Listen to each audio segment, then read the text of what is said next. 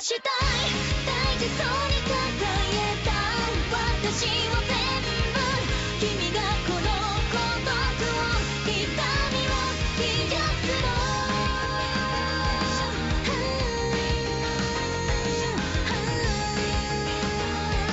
消えてしまいたい眠らない街のざわめき愛想笑いの憂鬱本音なんていつかどこか見えないふりだねだって不安なんてそんな言われなくても分かってる Hello and welcome to episode 32 of Nintendo Podcast System with myself, Jack Gore, and our two wonderful hosts, Sam Spade and Matthew Gibson. Hello. Hello. How are we doing, guys? I'm doing good. It's been ages since it's just been us three. I think the last time was I think when Conan came on. I think if not episode 29. No, it was episode 29. So No, episode that was- 31 was me, Jack, and Lewis. Yeah, and episode before that 30 was you, me and Alke from Mystery Gift. It was, yes. So yeah, and I think it's been even long. Well, no, yeah, again it was 29. It was just us three. Yeah, So that's a good month. that was a good a month. moon- Yes. Maybe longer. Because we do fortnightly, didn't we? Yeah, or at least try to. You know, So, what we've been up to within that time? I mean, you were off last week, Matt. Why were you yeah, off? so like sadly I was off last time, which really annoys me because I was planning. Well, we did end up having Lewis on the show. It was a really fun episode to listen to, but I would have loved to be there myself. But sadly, I just had a lot of English to do that day because my English teacher just had a massive go at me, really which is kind of fair. But I had to do kind of an essay and all this kind of work to do for him the very next day, which just so happened to be my birthday, so I was up until 12 doing all that work. So it was not good. So sadly I missed out. But I do have a lot of work going on right now. Or at least I say that, but a lot of thinking about doing work and then doing work instead of taking a break and then doing work. Hang on, we're missing the important part here. It was Matt's birthday. Matt has now become a man. He is now 18. Yeah, not much different. Well, yeah, it was just nice. These two here, they were complaining that I don't drink. That I didn't drink for my 18th. For those who don't know, Matt's not a very keen drinker, and we just Nah, give him like, I have tried so it. much skip. I have tried it Really? before, but I don't know. I just don't really like it. But yeah, I like it. I'll drink for you. Oh, cheers, Jack. You drink all the beers I bought. That's fair enough. Yeah, all right. Nah, but it is good to be this age. I don't know why. It feels weird because I really don't feel like it, but I am. It's a sense of freedom, Matt. It's a There sense is. of I freedom. have felt a bit more freedom. But yeah. But yeah, that's not really like an It's a important bit of a part. funny age, isn't it? Because it's like you're now legal to do a lot of things, Oh. and then it's like, oh, well, there's not as much fun in it now because I can't like sneak into things and stuff like that. Just try and get away with it. But no, It's, I'm not being, really like being an that. adult bit. Yeah, I think that's the crazy thing about it. But anyway, this isn't about my age. This is about Nintendo here. Yeah. And that means that I could finally play Bayonetta 2 legally. That's the important thing, isn't it? Nah, but yeah. So just as I was saying, it's just good to just be doing this again. Although I do have another essay due in for tomorrow, so I'm hoping we could just wrap this up quickly. We're not hoping that we could wrap this up quickly, but I need to be doing that as well. So hopefully I won't be up too late doing that. Anyway, so just for reference, I think it's important to do this now. We're recording this on the 3rd of October, so this is before the new Pokémon Sun and Moon trailer. Those are happening tomorrow. I've been meaning on writing an article on that game for so long, but just time and time again, I just have not been able to get around to doing it, sadly. But it's weird, Oh. like, we're less than 2 months away from Pokemon Sun and Moon. Ooh. And Ooh, I still remember when that first trailer launched on May 10th. Me and my best mate, we were in the study block and we were just watching it and going crazy. And I just remember watching that. I was just, that was great.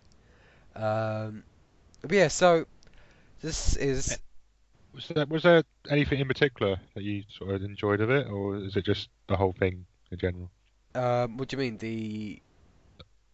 Of the Pokemon trailer, the last one that was released. Oh yeah. I don't think I shared my thoughts, did I? No, because you weren't here No. last episode. No, that's right. So it was just the one trailer, right? With the new Z moves. Yep, that's it with the Right. Pikachu dancing Yeah. and things like that. And the being Eevees. flung into the air like a little cannonball.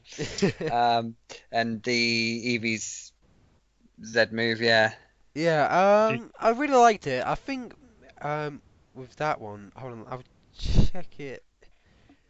Oh yeah, it was I don't I don't think I shared my thoughts on the other trailer though as well. The one where Ultra Beasts was shown off and the Oh, Pokemon the Snap. giant mosquito and the Yeah, but like the one before that even because like both of those trailers were discussed last time, I believe. So yeah, I'll just share my thoughts very briefly. I really like Ether Foundation. Work is better than Lucamina or whatever. Just saying. It's cool that we're finally getting a Pokemon Snap sequel, so people can shut up about it. Yay! Nah, I take that back. I haven't played the original, so I can't really say anything. Go download it on Wii U. But I love that we finally got more specific version Pokemon. I think I definitely prefer Parsimeon, I believe it is. I think that's a really yes. cool one, and it just reconfirms that the Chinese leak from a good while back is true. And I thought that was really cool Pokemon. But I also loved Oranguru. I really liked its unique move. Yeah, the That was ability really to to command a Pokemon to use its moves. Regarding Lycanroc, I really like both of Rockruff's evolutions. But I Yeah. still prefer the midday form. I don't know why, but it just seems like a bit more of a traditional evolution, so that's why I may like it more. But its midnight form, I think it's really cool. It looks like really cocky, quite aggressive as well, just by how it shows itself in battles and stuff. Because the midday form's all on all fours, the Yeah. midnight form's on 2 feet. Regarding the Z moves as well, I like Eevees, but I feel that's kind of stupid because I don't think many people would use Eevee. Well, Excuse me. no, but like I hello? mean, like they would evolve it, or at least get Yeah, all of its I'm with other you, Matt. evolutions. I get that point, but still, when you're there trying to But train I it, do and stuff, like that's the handy. fact. I do like the fact that it increases all the stats quite a lot. I quite like that idea, but I actually really like Pikachu's one. I'm quite a fan of bad puns, so I quite like them. Catastrophica. I'm very bad at pronouncing stuff, but Good lord. but It was awful. It was an awful name. oh no, but I do like it. But I really like this movement. I really do. I kind of don't like the dancing because I always try to imagine if I was in that game, but having to perform those dances I would not like, especially the Pikachu one. But I'm not sure, like, if you guys did point it out or not. I'm not too sure. But, We did, yeah. no, the fact that the dance was actually the Pikachu dance from Japan. Oh no, we didn't Alright. point that out. Yeah, so like, there's an official video. I think from Pokemon. I'm not sure, but it's just one guy doing the exact same dance. Just from a while ago, of course. But this guy does the dance, and in Pokemon Sun and Moon, the Pikachu's exclusive Z move replicates that dance. So I thought that was like a really neat touch that they put in there.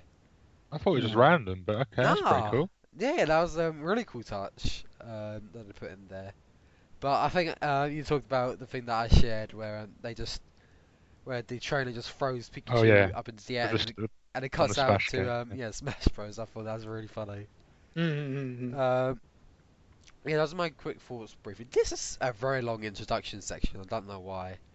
Right, Because you keep waffling. I do keep waffling. God, I hate myself. Matt Waffle Gibson. Okay, waffling on. That's our title. There we go. Waffling on. Waffles. I do like waffles, to be fair. And Do quickly, before we go on to the next section, what's the music, Matt? Yeah. So the music it's been a while since I picked it, but for the intro, I am picking in relation to the game that I've been playing very recently.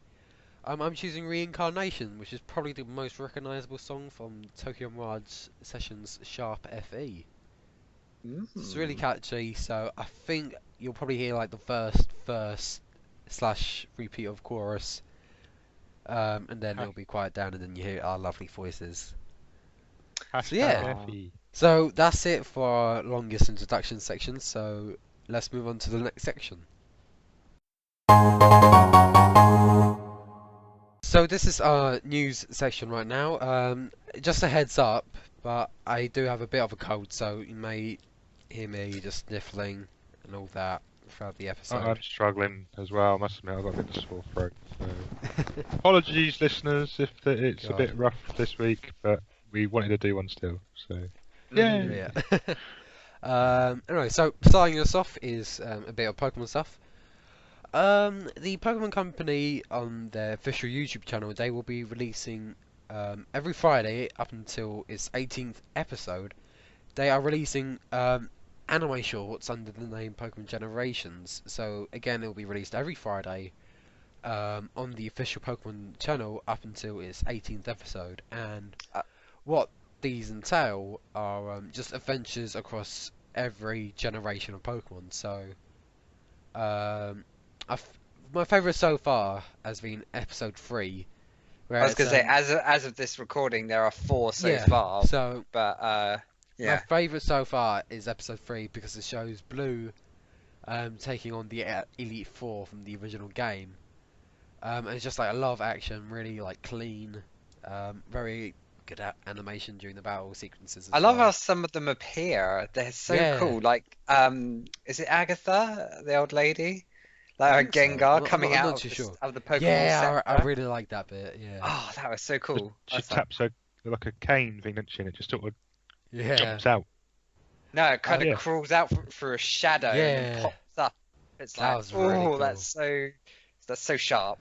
But yeah, I just love like this different take on Pokemon. So like, I think Roger Space, he pointed out that the great thing about this is that this is what he'd imagine the Pokemon anime to be if it was marketed more towards like an older audience, like say older fans. I think I do get that because there does seem to be a bit more of a story. The animation does seem a bit more mature, although that's not downplaying Pokemon X, Y, and Z, which I should get to watching. But yeah, it was just like really cool seeing like all these classic Pokemon moments in anime form. Along with like trainers as well, because the recent one, which was the Lake of Rage, so of course that's relating to Generation 2, you do see the boy trainer in there working with Lance. I was a little bit annoyed actually with the last episode because one of the main parts, because it's in the secret rocket base, can't remember the city where it is in, but literally just south of where the Lake of Rage is. And in the game, Lance actually fights Silver, your rival, in that location. And there was no mention of that whatsoever. And I thought, oh, maybe there'll be some sort of mention in there, but it didn't happen. Which I was a little bit like, like we missed the part kind of thing. But the rest of it was all been really good so far. I mean, they're only short 10-minute episodes, but I think they all... even about half of that, like 4 or 5 minutes, sadly. Or even less, but yeah, even so, they've all been really good quality. Really good. They all show off something like a little bit different, like in between what you would do in the games. So maybe you've Yeah. missed part of the story and they're just sort of filling in a gap kind of thing. Mm. But yeah, really good. Well worth a look, definitely. So they're all on the Pokemon channels on YouTube. So yeah. But the Have a other look. thing I liked about it as well is that the Pokemon also sound different as well. So like when I was watching the first one, Pikachu sounds like so different Mm. from the original. I'm not sure if I do like it, but I do like that he does sound a bit more realistic, like a bit more of a mouse. And that's what I did like about it. Well, Really. yeah. Yeah. I thought that was really cool. But yeah, definitely check out Pokemon Generations. And if you haven't seen it, they also have the previous series on there. I can't remember what it's called now. Where Origins. it followed, Origins, where it followed Red and Blue's sort of journey through kind of thing. So the first episode's now been released on their YouTube channel for everyone to watch. So at time of recording, there's been 2 million views on that already. So Ooh. there you go, and 4 million on Generations. Pretty crazy. Yeah, I need to start. I need to watch Pokemon Origins. I really do. But I'd love You if should. they I've- just did. I've- I'd Yeah, love go it if they just did more stuff like this though. Like I thought that would be really cool. What I do know, actually, Matt, Pokemon Origins is all available on Netflix. So Alright, I don't have if anyone Netflix has Netflix, if anyone does have Netflix, you can watch the whole of the I think it's like 5 episode series I on think there, so. Yeah, like 4 or 5. 4 or 5. But it's really good as it sort of links into like using Mega Evolution at the end as well, which is Yeah, really weird. I think that's what how Mega Charizard X was revealed. Yeah, I believe so. Yeah. Mm. So But yeah, yeah. really cool. Moving on, another Pokemon topic. There's a good amount to go through, but that's really like a lot to deal with. A lot of podcasts. The Pokemon Company confirms support for the NX, but also hasn't stored what it may be. So this one we are getting sourced from IGN.com. Yep. So, so the CEO of the Pokemon Company, Tsunekazu Ishihara, he was interviewed by the Wall Street Journal, and he said the NX is trying to change the concept of what it means to be a home console device or a handheld device. And then he also said we will make games for the NX. So it's good to get confirmation that the Pokemon Company will be releasing Pokemon games on the handheld. But the fact that he also mentions the home console or handheld thing also leads to speculation, or further highlights the fact that this really can be a hybrid device. So what do you guys make of this news, and what do you want to say on it?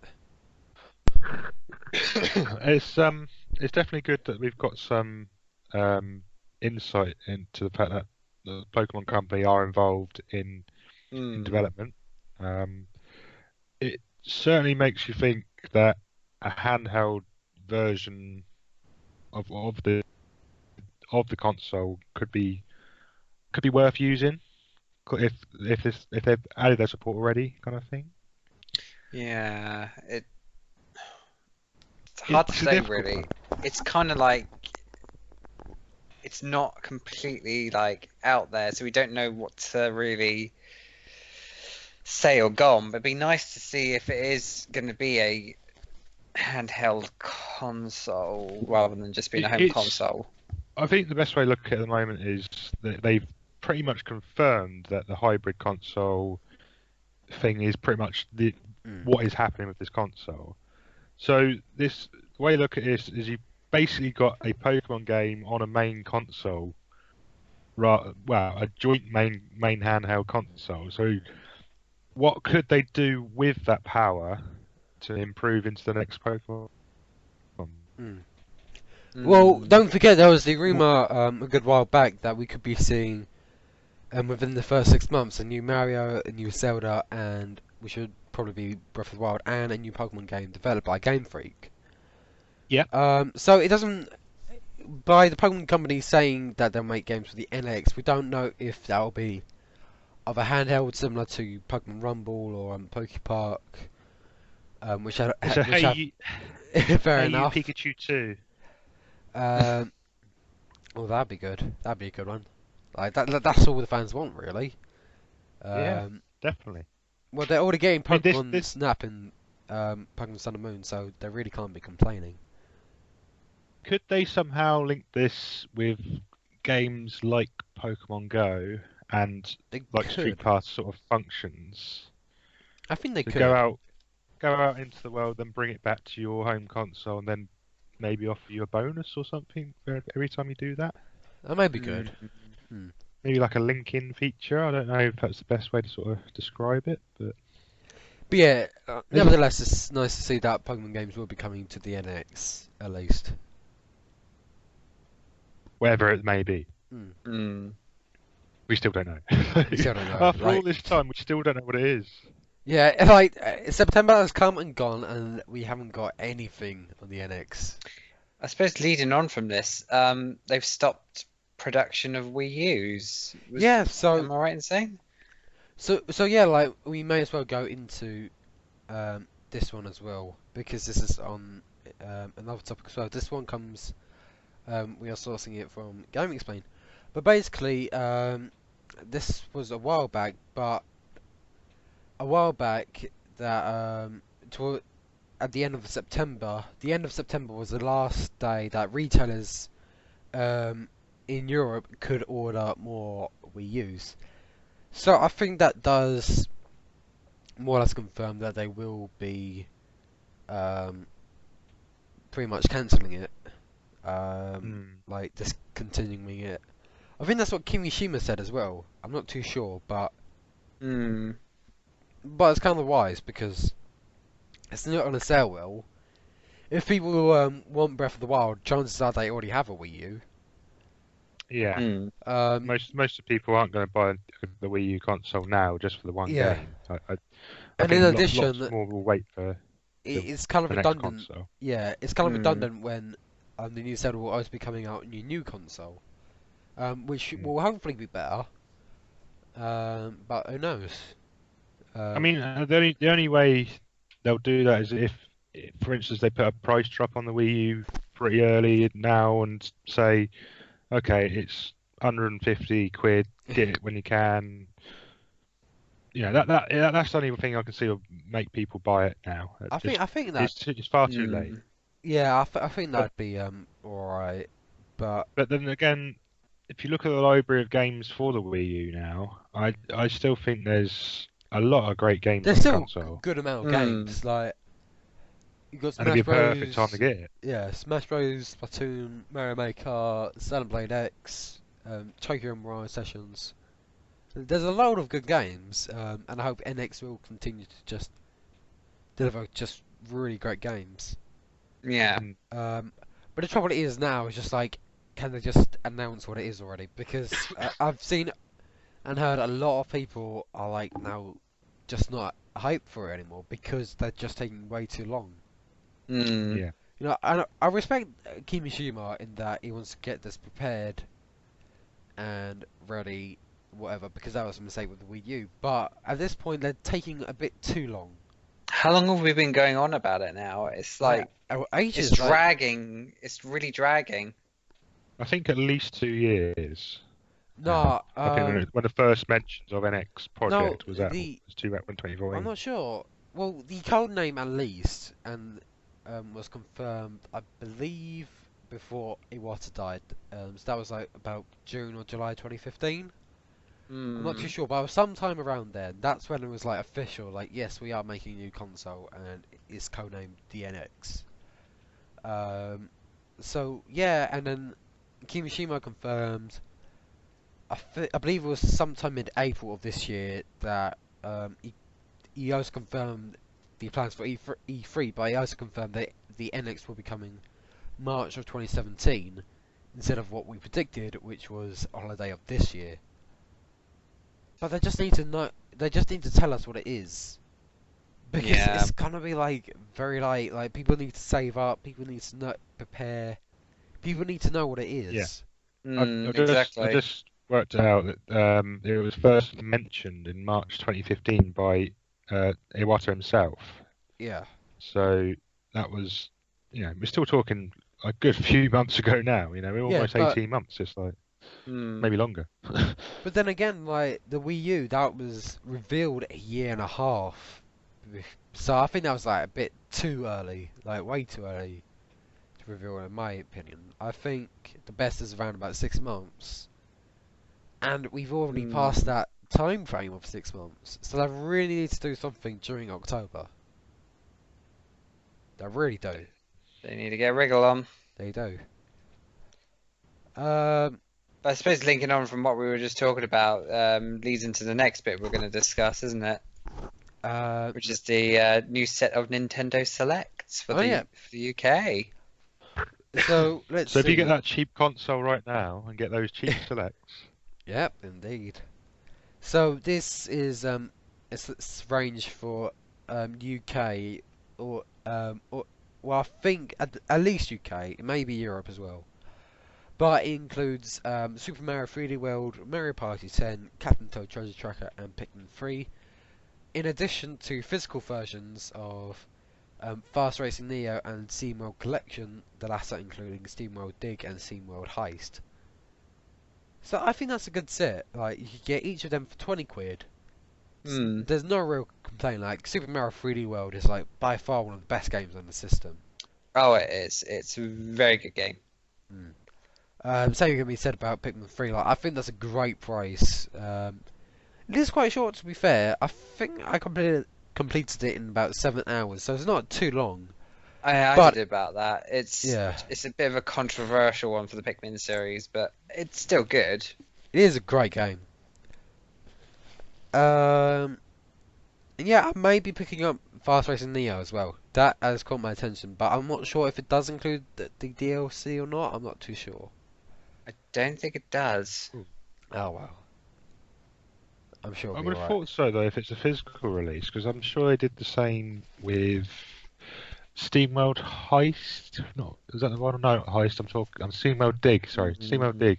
I think so. I'm pretty sure they released all their like DLC parts for it as well, and I think Shovel Knight as well. They may have. But then I don't know. but then they're free downloads anyway, so Yeah. it's Well, Yeah. well, that's what happening. That will be happening with Runbow when they get their physical editions. of course yes, Rumbo as well, yeah. Hmm. Let's see.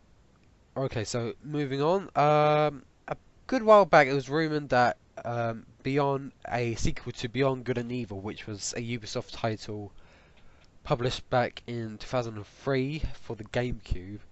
It's rumored that Beyond Good and Evil sequel will be coming to the NX, and Michael Ansel, which I believe is one of the developers behind it, he has tweeted new artwork for the game, or at least what people are speculating to be the sequel, artwork for the sequel. So it does lead to the fact that the game can be receiving a sequel, and if so, it could it be coming to the NX? Who knows? I really enjoyed that game, So yeah, I played and it. I was sad to see it like that was it, and it was like, but I need to know what happens next. And it's like, oh no. So what kind of game is it? Like, It's I own this game, but I've never played it. basically you're this you're this girl called Jade, and she is trying to I can't remember, it's so long ago. Well, we'll probably have angry comments below going, but it was this. But I think she was like a photographer, and you could like she was like investigating things, and she starts like you have to go around take pictures of things Oh, and okay. get like all I evidence. remember, there was something about a pig or something in it. That's all I remember. Yeah, her uncle or something, or probably like her adopted uncle. Her uncle's a pig. ooh. Not a pig, but like an anthropomorphic pig, shall we say? So it's still pig. Video Fine. games are weird. They are. They're It's weird a good thing. game. It's a really good game. I have heard good things about it. I'll have to play this then and let you know. Yeah, it's amazing. But yeah, let's hope it does come to the NX. All right, so It next... was one of the freebies on Xbox very very recently. So Oh, I'll okay. have to look at that one and let But- you know if it's any good. I think according to the rumor, the sequel to Beyond Good and Evil will be an NX exclusive. Ooh. I'm not too sure. Wouldn't surprise me. I mean, Ubisoft do tend to just sort of partner up with certain consoles. I mean, I guess so. yeah. They have like shown support for the NX so far. Ubisoft That's true. they have said they've been using the playtest kits. So Yeah, and they, I believe the CEO spoke very highly of the NX. yeah, But I've seen other comments saying that he spoke highly of the Wii U, and we can't wait to support it. And now look at it; it has no third-party support. So who knows? Well, here's hoping, because Ubisoft do seem a good developer to partner up with. Very popular as well. they have Rayman. They have Rayman. It'll be cool to see like another Rayman Legends kind of game, because that game was really good. Assassin's Creed. Assassin's Creed as well, that'd be good. Like take it on the go if it is a hybrid console. That would be pretty cool, actually. That is one game I'd like to see have like a Go version. Yes. It'd be really weird. Anyway, But, so yeah, the next one, we do have one about Pokemon Go, but I think we're gonna save that for the end. I think that'd be Okay. best. Hmm. So the next one, Jack, did you put this down on the group chat? I don't know. It was one of you two. I don't know why. It was me. I don't know why I thought Jack put that down. I don't know why. It seemed like something Jack would put down. what are you trying to say? I'm sorry. I'm not saying anything. It just seems like one that you'd want to put down. I'm sorry. Well, to elaborate for those at home, Krispy Kreme have teamed up with Pokemon, or at least got permission to release Pokemon donuts, which sadly is only being released in in South Korea. But they basically make a jam donut, then they do like they've got like 3 designs. They got Pikachu, they got Squirtle, and they got a Pokeball. Yeah, it's apparently very delicious and very Pokemon fun. But I mean, they cost like you could buy them individually or as a box set as well, which is kind of weird. But yeah, sadly, only South Korea. I think there's pictures of like on Twitter and that you can find them. There's an article on Nintendo Life as well. Yes, indeed. Yeah. Okay. I'd really Some of them look a bit messed up because obviously they have to do like the mouth and the eyes, like That's true. The Squirtle ones are pretty cool. yeah, because they're Squirrel stuck ones on are though. But the Pikachu has to be hand drawn and basically like stick the Yeah. ears in. Oh, they're really Everything. cute. Oh wow. Bless. The Pokeball one's pretty cool. It's like Look at they them. do like sprinkles on the top bit. Now I'm in the mood for donuts. Yeah, God. me too. I To really be am. honest, I think we could quite easily make them, Sam. We can make a killing here. We can make Pokemon donuts and we can sell them, undercut them. Well, and we surely can if make a fortune here. if you're talking about Pokemon, don't you mean we can make it fainting? Moving on to Yooka-Laylee. I'm happy about this next bit of news. Yeah, so I think it's only appropriate that I let one of you two go through with this one. Jack, do you want the honours? Yes. There is a special character coming to Yooka-Laylee in the form of one of our favourite Shovel Knight. Yay! Shovel That's Knight's really- coming this to is a really cool Yooka-Laylee. one. I've seen a snippet of the video, and he's like, "Oh, I've adventured. My adventuring has taken me into an unknown land," and like, the bat Laylee is like, "Oh, finally an NPC is decent enough to work." with." It's really well done how they I done it. was like, "Yes!"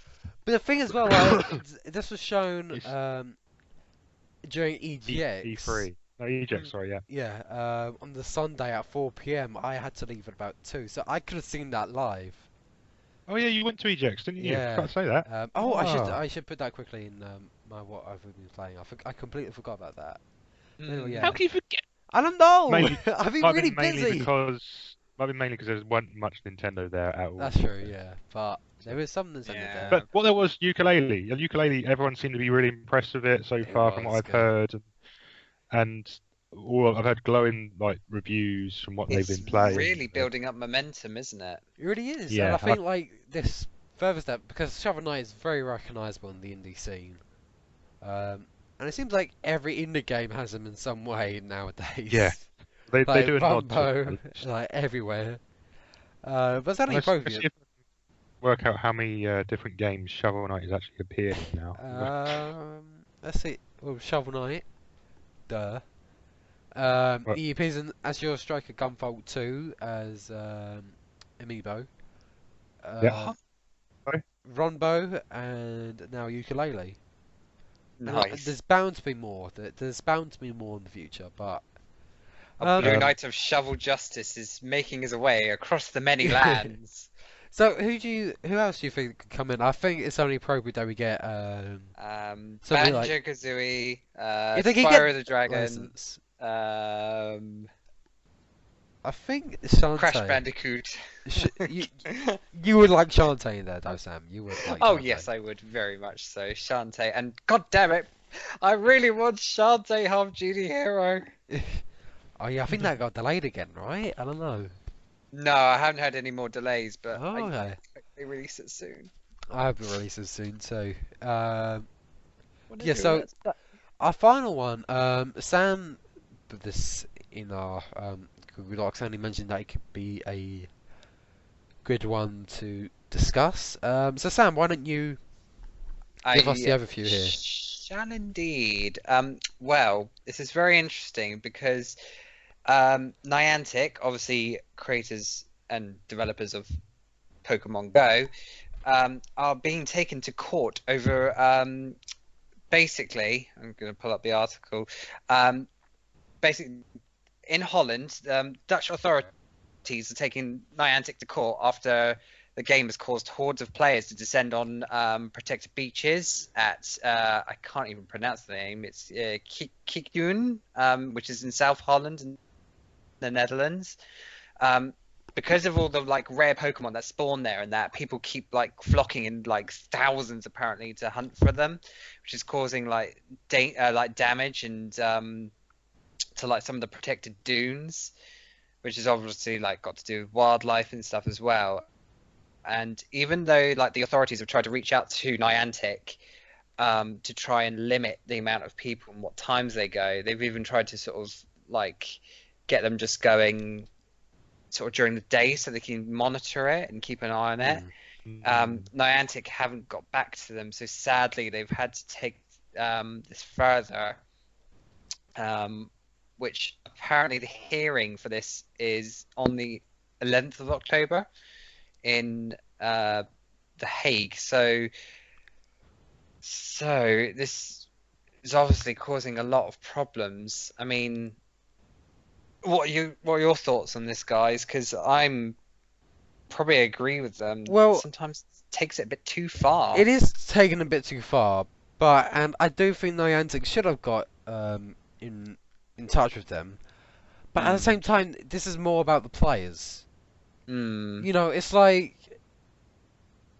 sure, they could stop it and stuff like that. They could just get in touch. But really, like, this is kind of their own problem almost, because it is a phenomenon, and in some ways, it's kind of pleasing that it still is quite big. But it just kind of makes me angry, because Right. I'm really passionate about Pokemon. And I really don't want to be grouped with these kind of people that really don't care for the environment either. Or at least that's what it seems to be saying that that the environment is just taking an impact from it. If I am reading this correctly. But yeah, the protected dunes. So those are put in danger. So I do think the players do need to be taking a bit more care around them, because there is a lot more to life than catching Pokemon. Sure, I love I really do enjoy Pokemon Go. I don't Is go, there? yeah, I don't go out of my way to catch Pokemon. Like I use Mm. it on my way to school and stuff like that. But whenever I'm A- around, As I make sure to like just keep my eye, like out, well not outside, but just be observant on my surroundings. If I make sure not to litter or anything like that, because I think there was a good while back, or like maybe in recent, but there was reports that like Pokemon Go players were littering in some places, and I just do not like that. Yeah, I think I agree with you where people should be a little bit more respectful of their surroundings and their people and that. But at the same time, really, I mean, I get that this is a global game. It's like getting people out there and having like a bit more of an exploration and fun. Mm. But it's like you'd think Niantic would have been a bit more respectful in terms Yeah, of that's true. like landmarks and protected areas. That's true. I think the main problem they've had so far is customer service wise, because you can have your you can ask for any stops or gyms to be taken down, mm, but the process to do that takes months to actually put it through. It doesn't really mm, help someone if they want to get it removed. But at the same time, this also brings in tourism to areas. Yeah, so it does have its So benefits, mm, but at the same time, like, what's the point if they're just gonna like ruin it and just there just for the Pokemon? If I mm. was gonna go out of my way to go there, I'd say I'd at least take in all the sights and stuff. yeah, Mm. Um, I think two examples are the Hiroshima and Berlin yeah, Holocaust memorials. yeah, They that have was now been conflict removed. experience. But yeah, it's right because like that's a place that you should be respectful of. Like you shouldn't just be going in there just for Pokemon. Like I don't go to church just because there's a Pokestop there. You know, I go to church because I'm part of that religion. Yeah, mm, So I think that's what it should be used for. You should be just respectful, really. And I just don't like the fact that if I was to just be coupled with that group, because I'm really not. Like I care I about the think environment. there are some realistic places which should be no go zones, literally. But Yeah. yeah, at the Oh, same no go. time, we've always said from the start that people should really be safe when they're playing the game, Yeah, exactly. and mm, go with groups of people, but don't go in areas you're not supposed to go to. It doesn't matter how tempting the Pokemon are around you. Mm. If you're using your maps to try and find them, and always find the areas you can't get to are the rarest Pokemon. I So think just don't safe do it. is safe Don't is do it. one word. Respectful is another That's thing. true. Yeah. Yeah, definitely. Completely. And like I probably put this out there to everybody. Like have a bit more like thought of what you're doing and where you're going, because you've got to remember that sometimes like there are areas that are off limits for a reason, for safety, for like for example like with within South Holland, like protected areas, because they're protected for a reason. They're protected to be for environmental purposes and for like animals and creatures to be able to have an environment and a habitat. Also, there are areas that they want to preserve because of the beauty of it. Because these things don't like take care of themselves. They're things that have like taken a long time to form. So Mm. yeah, a game is fun as long as it doesn't cause anybody and like other things harm. So I think this is really the point I wanted to touch upon with this, because True. Yeah. it's a good fun game. Don't get me wrong. I love Pokemon Go. I'm still playing it. I probably could give you an example. Myself and Jack went to an event in Portsmouth just the other day, and Jack has an app that helps him like find Pokemon where they spawn and stuff. And Jack luckily told me there was a Scyther nearby, which I really need, as well as Jason. And we basically ran down the street and to where Jack had told us to go, but the area was like limited, like sort of not off limits, but you had to have like a permit to go in. All So right. I mean, we were lucky. We asked, and like easily get a free permit, but it's just being respectful in that manner. Because I Yeah. went up to the security guard and asked. I said, "Is it okay if we can go in?" And I was like, I explained why, and he was all right about it. He said, "But you need to go get a permit," and we were like, "That's fine. We'll do that then." But it's just like making sure you ask and things like that. Yeah. Is kind of Is it- yeah. raise your awareness. Where it is, where you were searching for the cipher, I knew this before you went, is actually the Portsmouth Naval Base. So Yeah. of all places. It's worth asking before you sort of go running in and I let both Sam and Jason go running off trying to chase this cipher, knowing full well that they would probably get stopped by someone in Navy. Which I thought there was were quite funny. members of the public walking in and out, but it was more a case of like we did stop, we did ask, we were like making sure that we weren't causing trouble. So it kind of helps to sort of support the point of you just need to be a bit more aware of what's going on. Don't get so wrapped up in the game. But because but just relating back to the question in hand about if Niantic should be taken to court, I think they should have just replied. So I do kind of understand their logic behind wanting to take Niantic to court, but then again, like, it's not really their responsibility. Well, it kind of is. Kind of is, because their product is causing harm to other people and things. The thing they've got there is what's to say that people not playing the game will not be doing the same thing. You know, I know a lot of people just go into that exact spot just to collect Pokemon, but there are also people going to that exact spot just to relax or whatever. Yeah, so I do get that, but at the same time, I think they should be like taking a bit more into the home. I think they definitely need to be putting a bit more in terms of instead of just social interaction. Rather than just fobbing it off for the whole time. Yeah, but pretty much. At the same time, I do understand it's very difficult to do when this is a global product. I mean, there can't be that many people working on it as a whole project because it's all developed in America. But then it all uses Google's maps to decipher where it places gyms and Pokemon stops with Niantic systems as well. So it's treading on a thin line, and I think the best thing they can do if they don't want it there is just literally keep saying we want it removed, go elsewhere.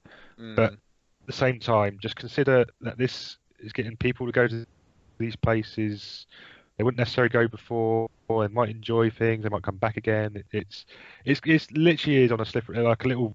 It could go either way. But I think all we've said from the start is be safe and respect your surroundings. It's the best thing you can do, really. It just seems like Niantic just can't win with this at the moment. But I mean, on an ironic note, a guy in the UK, a father, complained that a beach trip was ruined I saw this at the end as well. because no Pokemon showed up at all. Oh gosh, yeah, I heard about this. Yeah. So Did he complain to his council or something as well? I have no silly. idea, but it's just daft. I mean, come on, you're there with your family. I mean, if you catch some Pokemon, yeah, brilliant. But You don't need to come out and complain like that's just... it's just a bit silly. Just go somewhere else if you really want to go get Pokemon. Look it up. Be a bit more savvy, like everybody else. If he's down south, I'll gladly share my map tool with him. So, you know. Oh dear. Never mind. Can't win it all. I think we've covered everything, Matthew, haven't we? So that's all we have for our new section. So let's go straight into our next section. So this is the what have we been playing section now of the podcast, where we talk about what have we been playing, as the title of this section implies. So who will be going first in what have we been playing section? I've not got a lot to talk about, so I suppose I could go first if you want me to. Okay, go ahead. And do. Yeah, so I've been playing a few random things. Been trying out the new Street Pass games. Yes. I don't know. I have. Yeah, have you have? I Have you, got them. Matthew? No, Have you collected all of them? just got the one free one? I only got Slot Racer for free, and that's it. I do like it though, but Hmm. so how are I the think- new Street Pass games then? What are they like? So of the 5 that you can get, am I right? 5? This I'm just trying to find out on my DS as we do this. Yeah, Street Pass Slot Before Racer, yeah. Street Pass Trader, Yep. Street Chef. Pass Chef, Ninja Yep. and Explorer. Ninja, and Explorer. Yeah, those are the 5 that Yeah. you can get. Should we go one by one and say? Yeah, so- just let's go Racer first because I know Matt also picked up Racer. hmm. It's really fun. That's it. It's really fun. So, the best way to It's describe really it is cool. if you've ever played like with Scale Electrics as a kid, something like that. I don't know if either of you two have or. No, Yeah, I did, yeah. I had a loft full of Scale Electrics. Scale Electrics, to explain it to anyone who doesn't understand what it is basically you get this plastic bit of track, you put it down on the floor, and you can connect all sorts of different parts and different shapes and sizes, and then you make a complete circuit, and you get these little cars, you put in the middle onto these, they're like a metal magnet sort of connector thing, and you can race them around on a track. You normally get 2 on a track, but I think there was others with different sizes and shapes. But Yeah. anyway, this is basically that, but on the DS with friends and stuff. You can race with about 11 cars, I think. 11 cars, I think, yeah, because you street past 10 people and you race against the 10 that people. seems right, yeah. Hmm. So the good thing about that is you can design your own car at the start, and then your designed car will be used to race other people when they street pass you. So you can see all everyone's different designs as they race around the track, which is pretty cool. I've made a great design for my one, where I've got a little dog just jumping out of the roof, and it's so cute. I want a dog. The game itself is fairly difficult to master, I think. I got a hang of it. I'm after not the very good demo. at it. Yeah. Yeah. Basically, you hold A until you get to a corner with a red strip on it. And you've got to let go, then press the button again to speed up again, and it gives you like a turbo boost kind of thing. Yeah, depending on how soon or how well you do it, you get different. There's like a good or a great or a excellent, depending on how well you do it. Excellent gives you the bigger boost through. Yeah, I mean, the first few stages I tried were quite simple to understand because there's only like 4 corners or 5 corners. And it gets onto some of the later ones, and there's something like 15 different corners, and when they add like jumps and other things, you got to do different things around. But you hit them so quickly, it's so difficult to connect. But in terms of like actual street pass, after every race, you get a new chip to add onto your next car. It only lasts one race though. It only lasts one race, and every time you street pass another load of people, they'll give you a new chip. So this chip normally has one of 3 different settings on it in terms of speed, acceleration, and hand and maneuverability. So you want to keep street passing people to get all these little chips and added on, so they get boosted cars. So it's a little bit easier each race, but it's very, very difficult when it gets further on. I think personally, but it's still quite a good fun game. It made me chuckle where your car flies off. You come down on a string and put the car back on the track. Yeah, it literally is. It literally was just like Scale Electrics in its day, where you literally the same thing happened. If you go too fast around a corner, your car would go flying off the track, and it's like No. But, I think that sort of nostalgia sort of will make that fun to a lot of people. To be fair. Well, anything else more to say about slot racer? Or I just made a nice little sporty red car with a red and black car. It's quite cool. I just called it sports because like you could name them. I was like, sports. What shade of pink is yours, Matt? Pardon? Come on, I did not understand. This just slanting. I'm joking. Pink is a neutral colour for anyone who wants to. Right, anyway. Street Pass Trader is also another game. That's weird. yeah. Isn't it?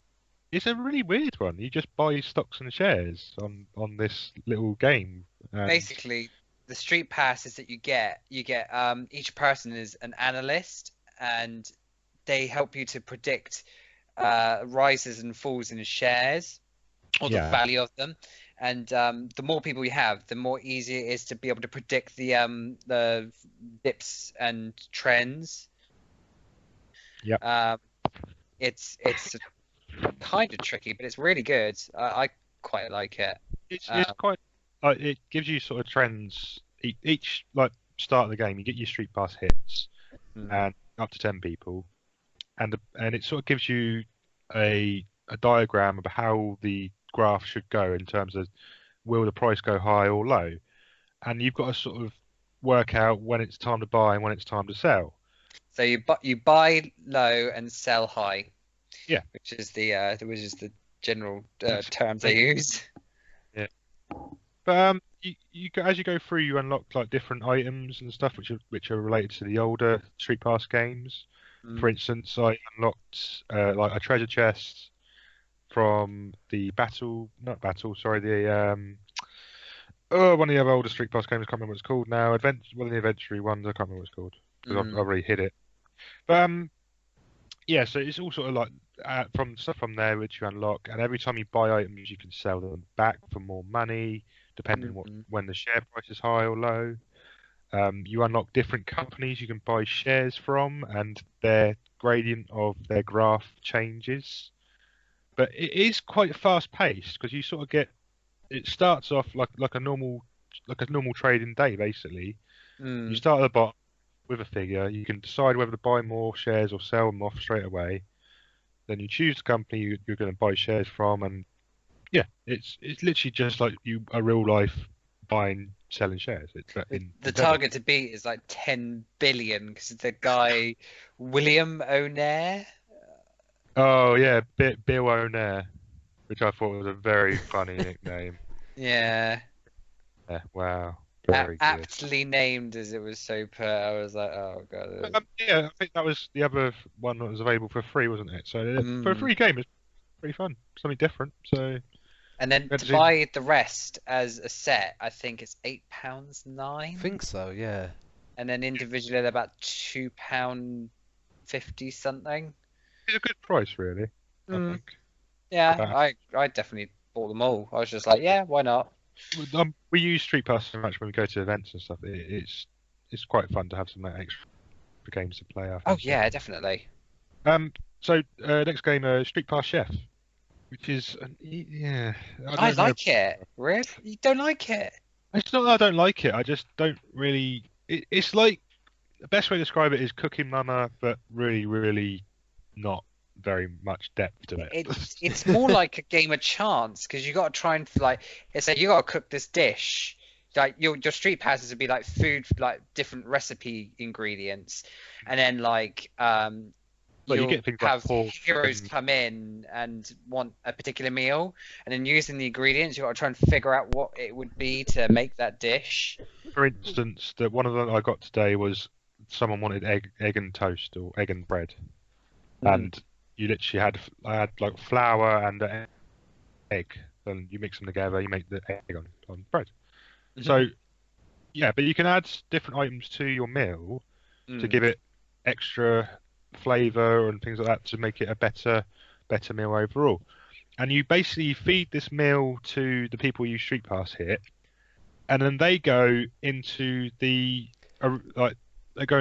tower thing and fight off the ghosts and stuff like they did in the previous games. And from how well your meal's developed and how big or small or whatever ingredients you put into it, determines how well they battle in the dungeon, and then you get stuff from doing that.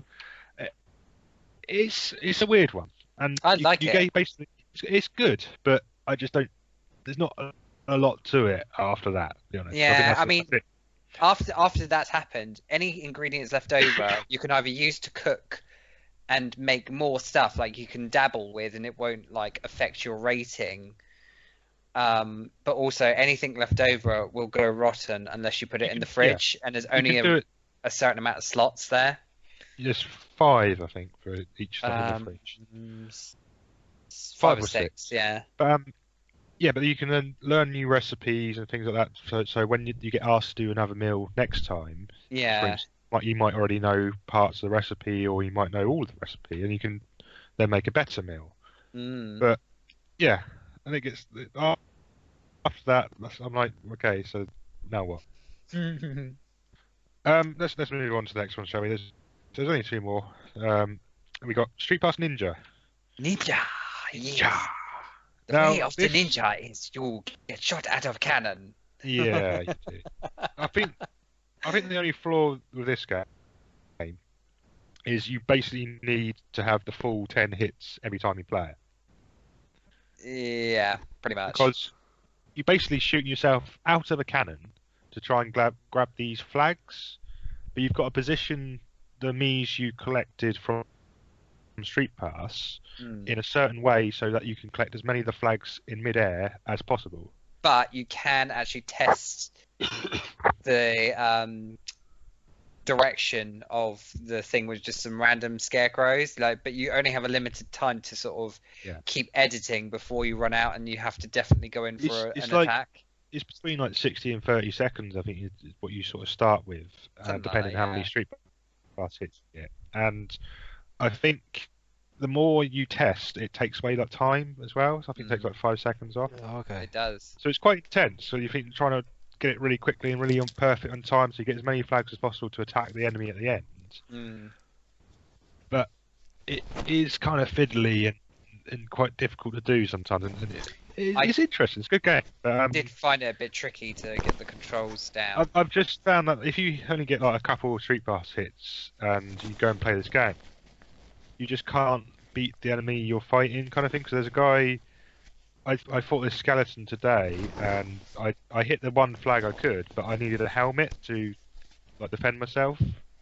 And you can't get a helmet unless you've got at least 2 or 3 different Miis. And that also depends on what colour the Mii is, depending what kind of item it is you grab from them. It could be an attacking item, or a defensive item. So it's one of those you're definitely going to need like more people hit to play this game, I think, in theory. But it is quite fun, and it's quite a quick game, but it's interesting. I do like it. It's all right.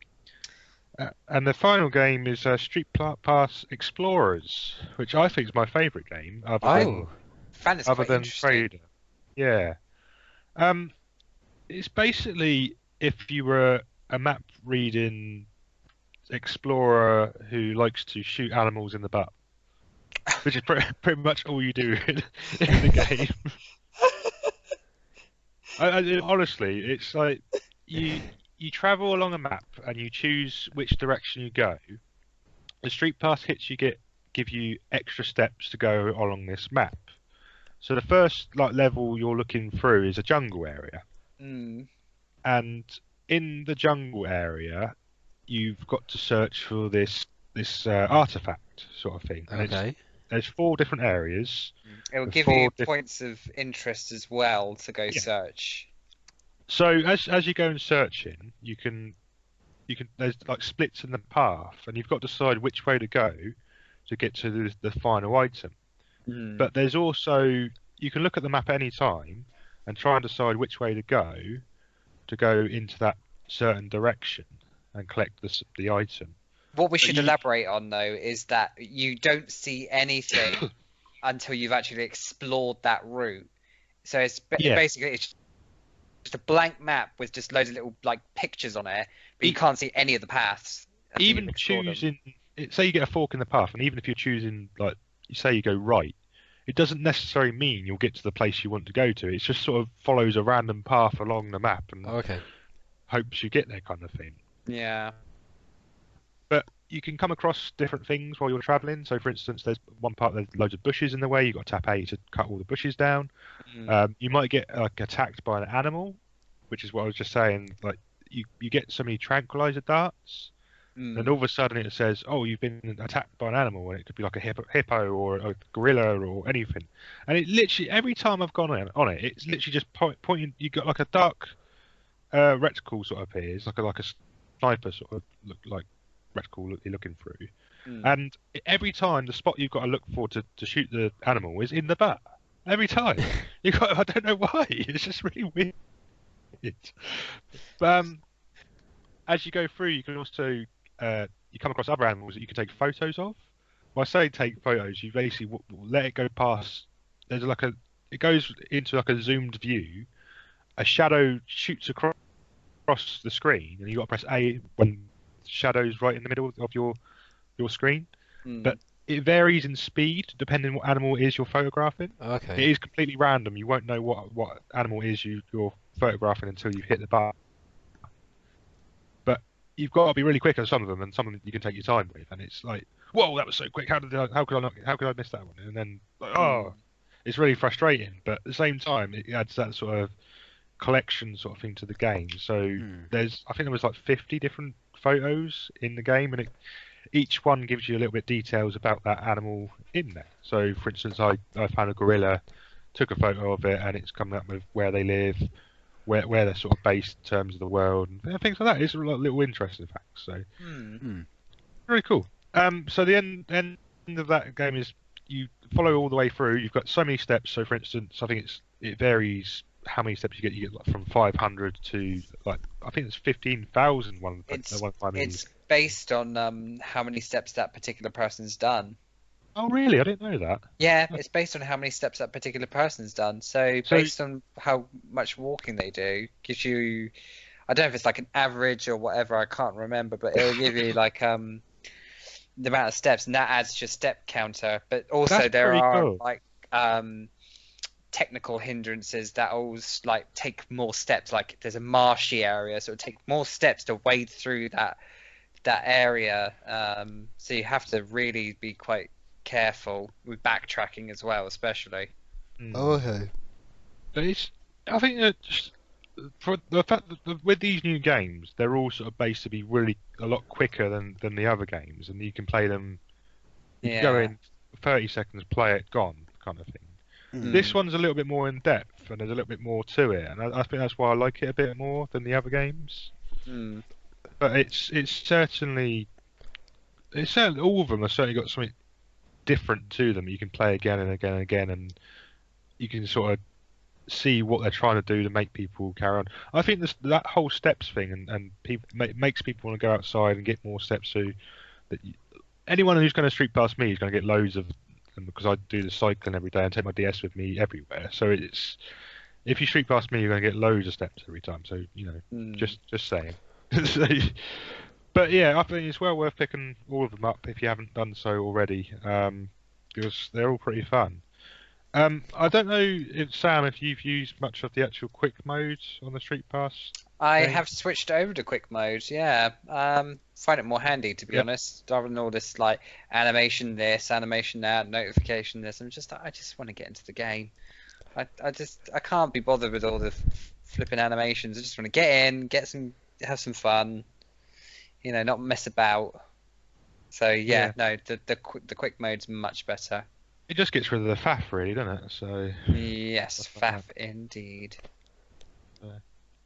So hold on. So yeah. Anyway, yep. Jack, you just when we started the section, I asked who wants to go first, and Jack, you said I don't have much to talk about, but yeah, here we are. I spent like about 15 to 20 minutes talking about Street Pass games. It's the Street Pass games, and I like the Street Pass games. Fair enough. I like talking about them. I want people to play them, because I can unlock more stuff in my Street Pass games. So yeah. So what else have you been playing, Jack? Other than that, the usual Pokemon Go. I've been playing a bit of that. I got a Venusaur this week, which was fun. Nice. Yay! I did start Pokemon Blue again. Okay. I was attempting it on Nuzlocke. I still need to complete Pokemon Red. Yeah, me too. Same. And Yellow. I sort of went through and then sort of stopped for a while and then come back to it, and I keep only playing like 10 minutes and coming back again and forgetting where I am and stuff like that.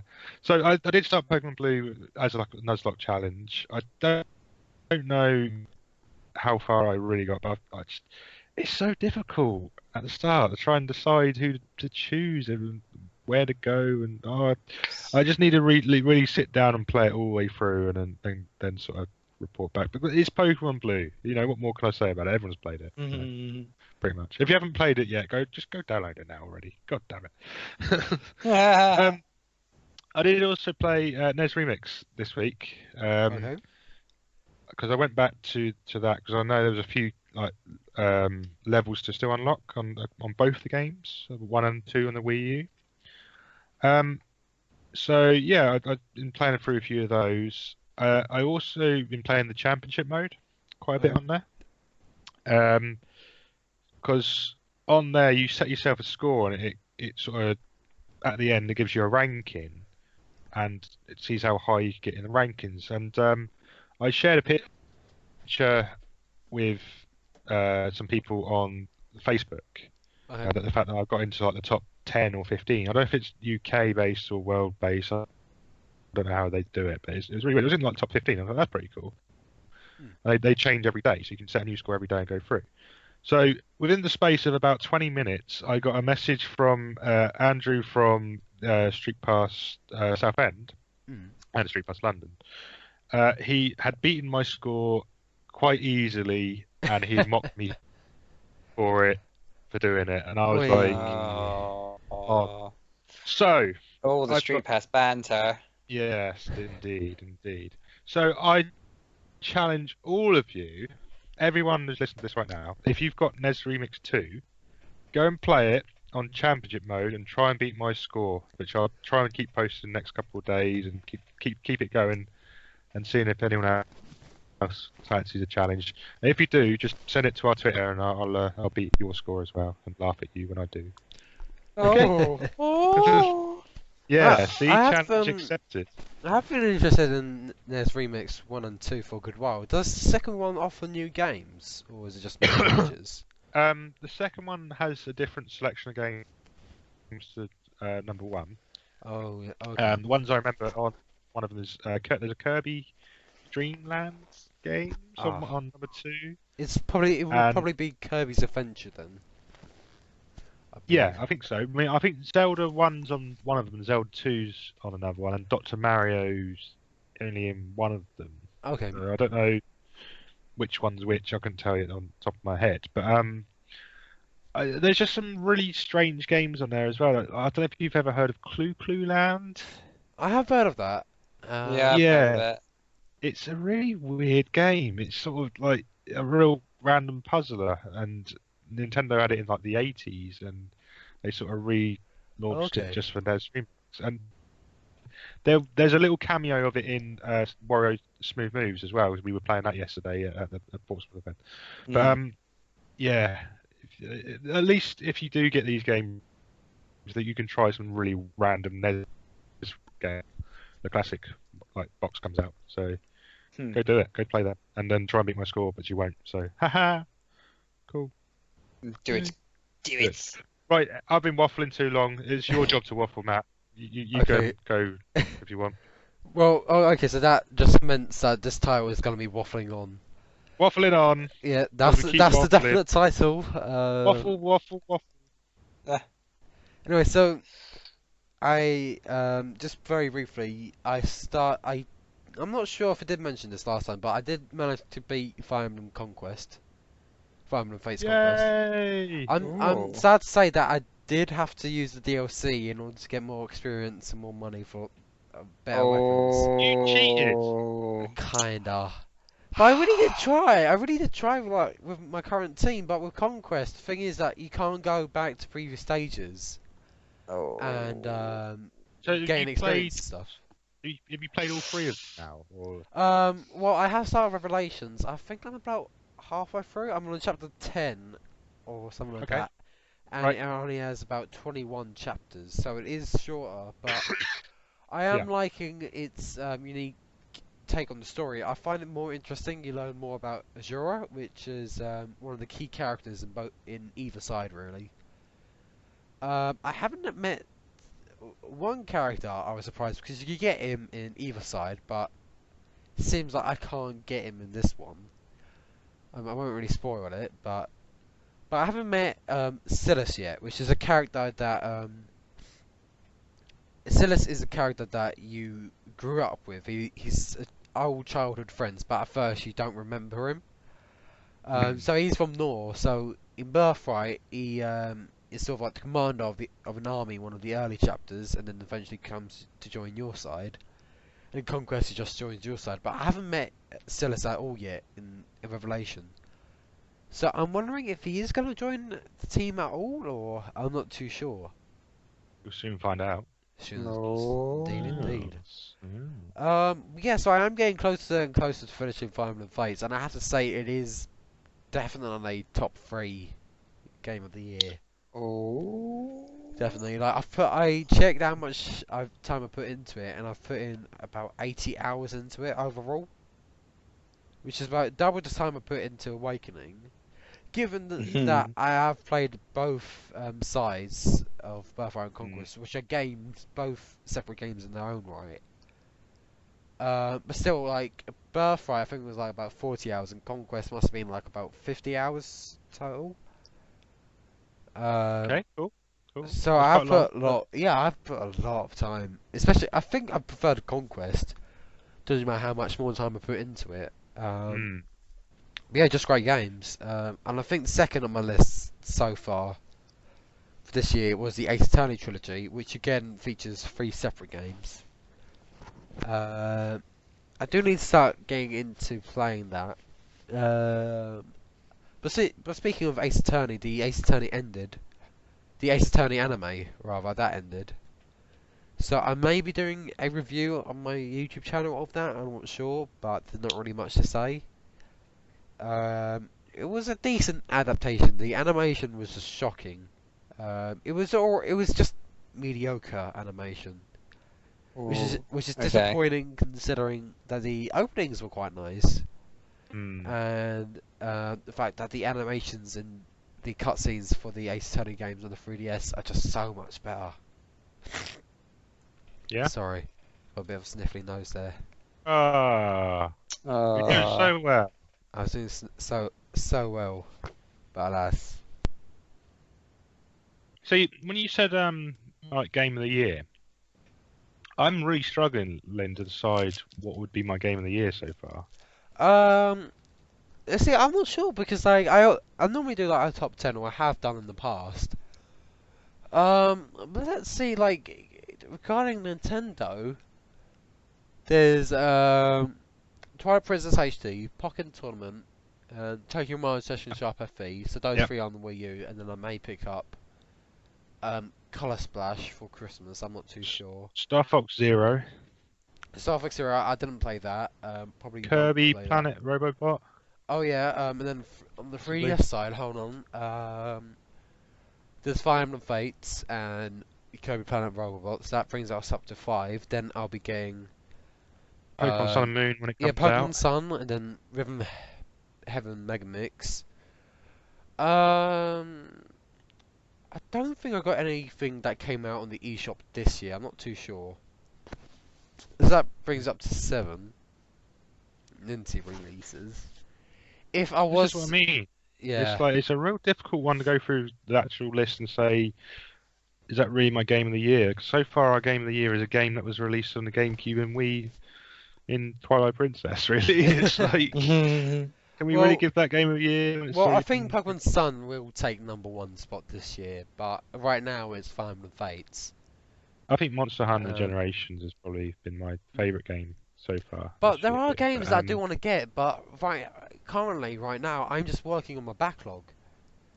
So hopefully by the time I get to the NX, I'm just done with my Wii U, like, completely. Because, like, right now, I mentioned this, like, a bit later, but right now I'm kind of addicted to Tokyo Mirage Sessions, so that'll probably... I'll try to finish that before I can finish Xenoblade, and both Xenoblades, rather. But yeah, like, I'm planning on getting some other indie games. Like, I'm planning on getting the Assure Striker Gunvolt Dual Pack, and the new Shantae game. And I'm planning on getting Paper Mario Color Splash for Christmas. I've pre-ordered that, so hopefully it'll be pretty cool. Not remasters, but if ports of games were allowed, these aren't Nintendo games. But if you follow me on Twitter, you must know my addiction to Danganronpa now. So I'd put Danganronpa 1 and 2 on that list. God knows how many times you pop up on my computer going, "Oh, Matt's playing Danganronpa Well, that used to be in the again." summer. Like that's more in the summer. I haven't played that in ages. So I'd think that would be good for my top 10 list. But yeah, so anyway, we were talking about Fire Emblem Fates, and now it's just gone on off to this. Sorry. As you reminded me earlier, Jack, I also went to EGX. I'm not sure how I forgot that. How could you I don't know. forget you would say Yeah, EGX. God's sakes, Matt. I know. I Yeah. didn't go this year. Yeah. Mainly because I heard early that Nintendo weren't going to be there. So Yeah, I was like, that was the okay. sad thing. Matt Williams from VGTribune, he questioned me and said, "Oh, what was your favourite thing? Was it Nintendo showing off Breath of the Wild?" And I was like, "Nintendo wasn't even there." It's like, Yeah. what? I'm not. I think they're holding back on a lot holding of back, their shows at the moment, just so So, they got a bit more yeah, money they next- recently dropped out of exhibiting at Paris Game Show, so I really hope they get the NX in the public's hands before release. I don't believe they were a Eurogamer either. So Yeah, not so- Eurogamer. Yeah. Hold on. Yeah, so wait, what do you mean the other one? No, you're on Gamescom. Sorry, no, I was thinking of Eurogamer's Oh. Games. No, Sorry. I think they were at Gamescom. I'm not too sure. I swear they were at Gamescom, or at least they got an award at Gamescom Maybe. for Breath of the Wild. But anyway, but yeah, I really did enjoy EGX. It was even without Nintendo, it was a very well done event, much better than last year. There was just like better catering, really. Just everything seemed a bit more like organised. I don't know. It was just like a better set out.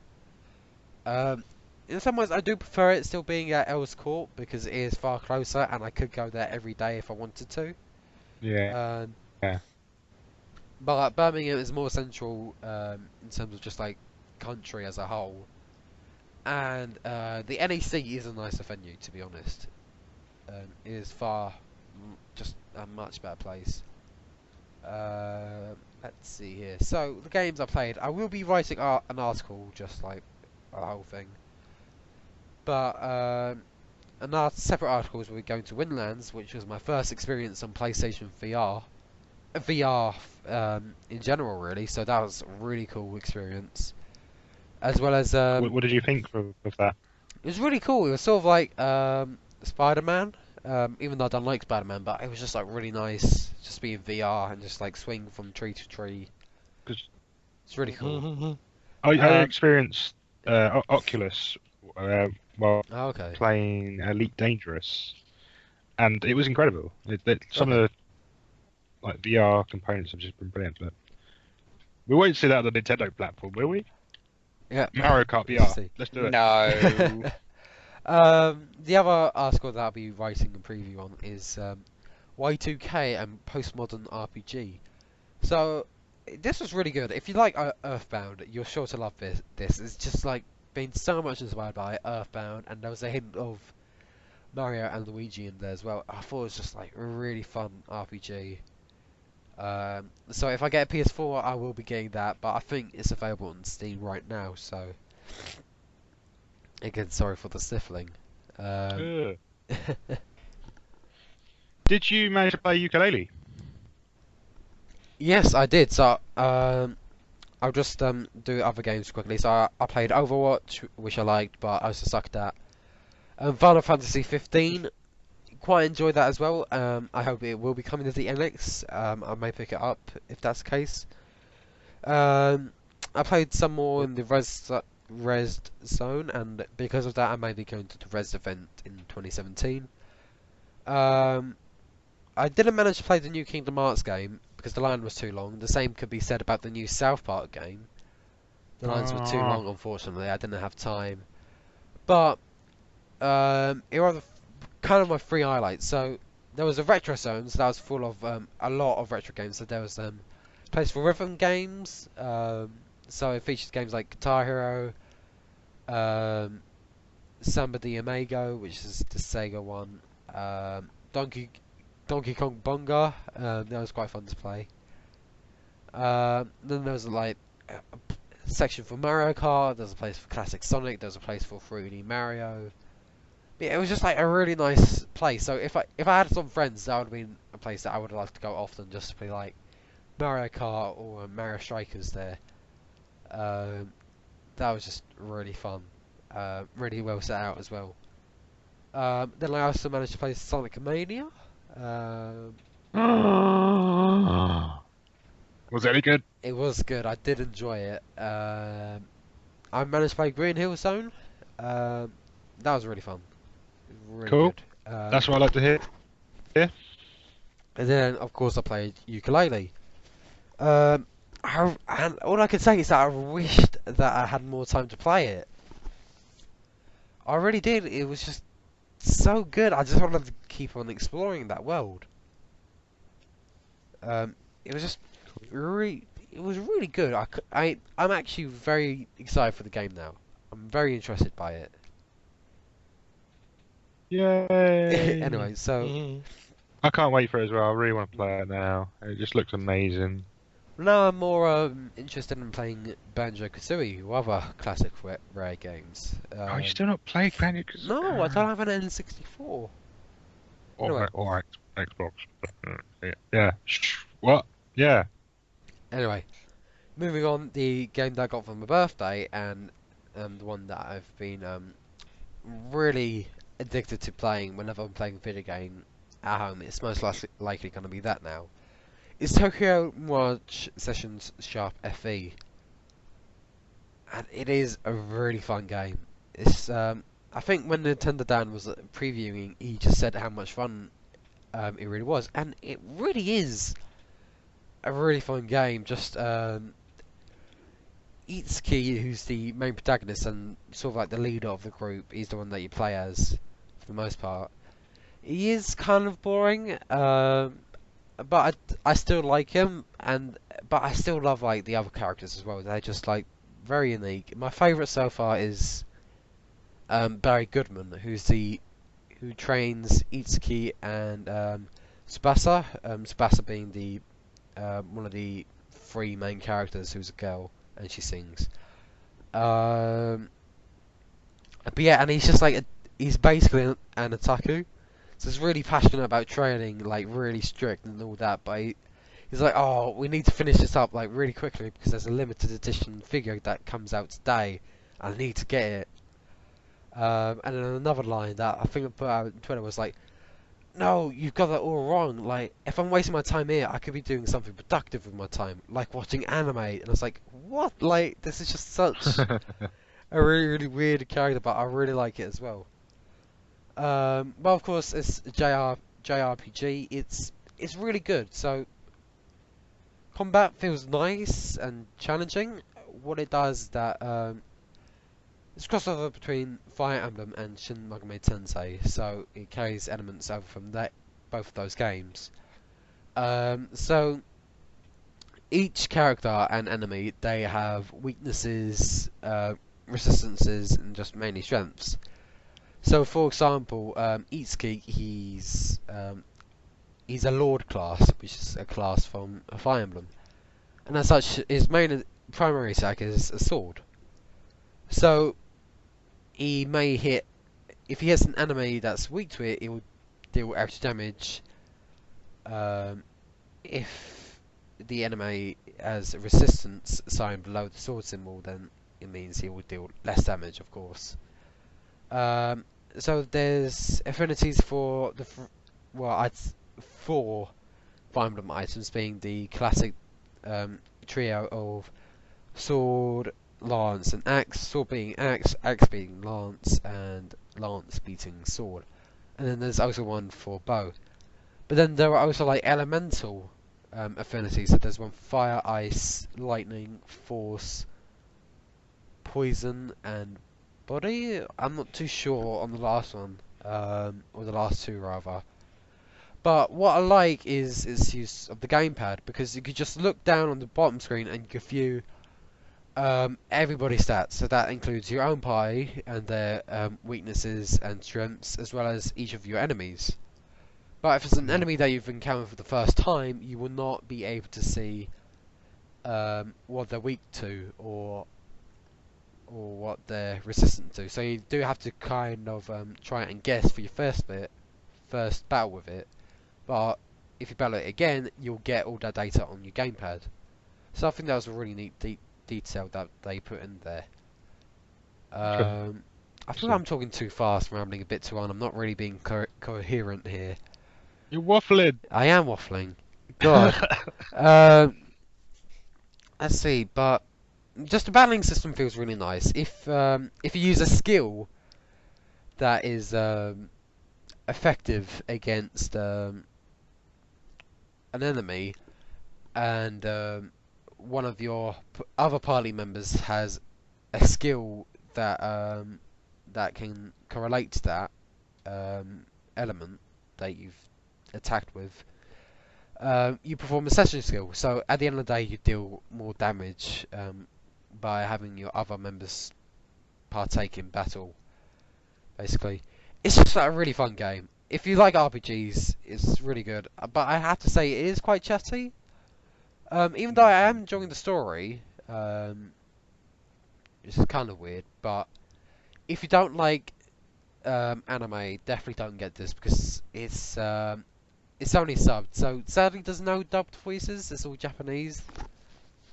But I'm not too bothered by that. But there are a couple of complaints, meaning that in battle, you don't get subs for what they say in battle. So even though you get like translated or rather localized text for story, cutscenes and stuff like that, you don't know what they're saying in battle. So I think that's like kind of sucks. That would have been one of the advantages of having like dubbed voices. I would have liked to seen that at least. But yeah, it's just really fun, really colourful. Soundtrack's quite good. But as for the story, it's just mainly just at its core, it's mainly just like involved. Well, let me just say this: it's a lot of it's mainly revolved around the entertainment industry. So you will get like a lot of references to it, but I feel that it takes it more than just like references to like the characters' dreams and stuff like that, because you see it in the menus, you see it in the UI, you see it during battles and stuff like that. So, for example, in the menu, typically in an RPG, you'd have an option for equipment, but in this one, it says wardrobe. Similarly, if you want to have a look at characters' profiles, it's under the name artists, and when you start the game, you could either there's an option that says debut, which relates to you starting a new save file. So I thought that was just like really cool. The UI is fantastic. I really like the menu design and whatever and such. Just yeah, I feel that it just goes all in with just this theme, and I really like that. It really shows that that it really isn't just there for the story. It just really takes that theme of like this being like an entertainment industry thing, like entertainment industry themed. But yeah, I hope I made sense of that. I'm not really great at talking about games that I like, that I've only just played. But I am planning on doing a review of it eventually after I finish. But I need to do a lot of other articles as well. Anyway, I can't believe how much I talked about that. I feel bad, but yeah. You like it. You like talking. I know, I do like talking, Do it. but I feel I've gone on too long. I don't know. It's Sam's turn. Yeah, now it's Sam's turn. Nah.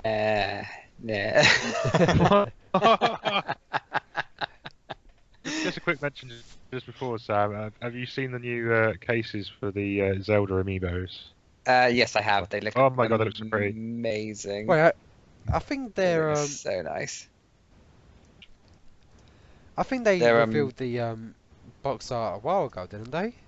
Yeah, the pre-order's already up on Amazon. Yeah, that's right. Yeah. That's the first I've seen. They are very, very nice. They're Wait. very pretty. Sam, So what if anybody have you wants been to check playing? those out. I have, as Jack has already probably mentioned, playing the Street Pass games. We went to Street Pass Portsmouth event. I played a bit of Monster Hunter with Jason and also with James, the Nintendo UK community manager. So we just had a little bit of a hunt for some monsters, which is good fun. I just enjoy having a bit of a multiplayer rather than just doing it on my own because it's fun, and I love my Monster Hunter, but it just gets a bit boring on your own. And I have also been doing my stuff as always for my YouTube channel. I've been doing Super Mario RPG, which I'm now up to Moleville. Okay. So I've already gotten 2 of the star pieces I need, and I'm on to the next one. I'm in a large mountain, which is quite weird, and all the people seem to be from the Wild West. It's really, really unusual. Super Mario 3D World, I'm on World 3. I've switched from Luigi to Peach because I just thought I'd keep it interesting and show all the characters and just have a good old bit of fun with it. Fair enough. I think up to recordings, I'm up to the castle, so you'll see more. You'll see more of the levels and things like that. I do love it. It's probably one of my favorite games for the Wii U, really among other ones. But there's so many I have that I love. It's crazy. And I just did a bit of a cleanup on my town in Animal Crossing because the new updates are out in November, and I just want to have a nice town ready for the camper vans. And I want Kix in my village. He will be mine because I think he works with all the cards and the figurines. So I quite like that idea. Yeah, I can't wait. So I've got Kix and Isabelle and Digby, so that'll be interesting. I'd like to see how that goes. I have moved away a bit from Animal Crossing recently. I don't really care much for it anymore, sadly. Aww. I did enjoy it, and I think it's even, at least according to what it says on my 3DS, it is my most played game on the system. So I have put a lot of time into it, but I haven't been on it since, or at least a lot since 2014, I say. Well, that's what this update will do. It will help keep it fresh again. So hopefully, but I don't have any of the Animal Crossing amiibo apart from Villager and Smash Bros. For shame, Matt. For shame. I'm sorry, but I only really like Cap'n, if not KK Slider, and that'll be it. Yeah, I got Kick, so I'm happy. Nothing more. Yeah, that's about it, really. I've been a very busy boy, so I haven't had much time for much else. So I don't think in the future, I don't think I will have enough time to play a lot of games during the week anymore. It's more about weekends, sadly. Well, oh well. Well, hopefully once Paper Mario and Mario Party come out, I'll have a few more to talk about. Fair enough. I can't wait. Anyway, so that seems to be it for this section, so let's move on to the next section.